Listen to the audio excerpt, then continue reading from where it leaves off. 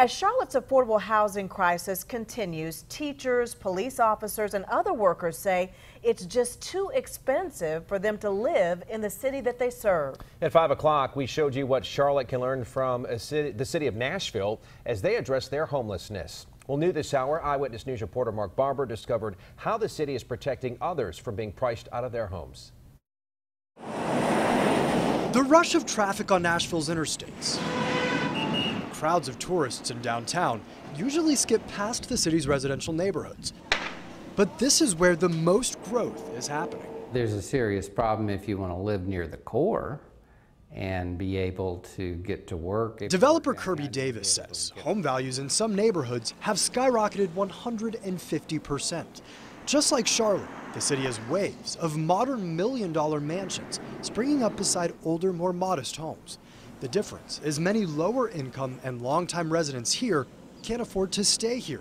Davis gives most of the credit to a large network of landlords and developers who offer workers lower rent. How many people do you house in your apartments? We probably got 100 now in 50 different units.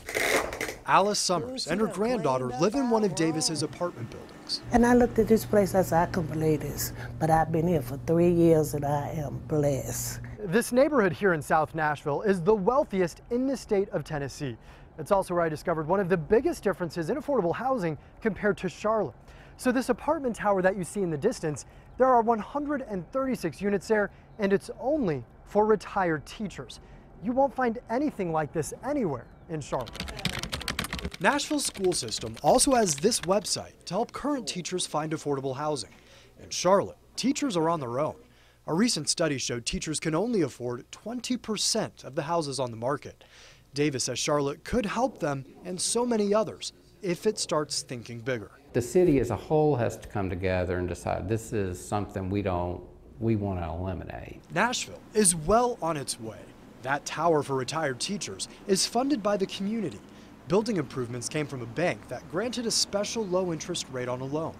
Davis thinks Charlotte could also build towers like this if our biggest banks, Bank of America and Wells Fargo, offer developers special interest rates. Well, we're working very hard on leveraging some of those names that you just mentioned. City Councilman Braxton Winston and I drove through one of Charlotte's mixed income communities that was built with a mix of public and private dollars.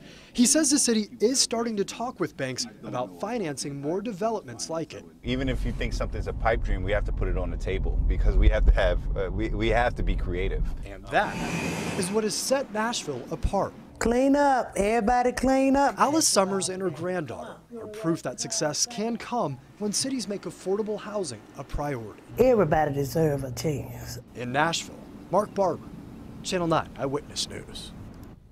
Charlotte currently has $15 million in its housing trust fund. This fall, voters will decide whether to increase that to $50 million.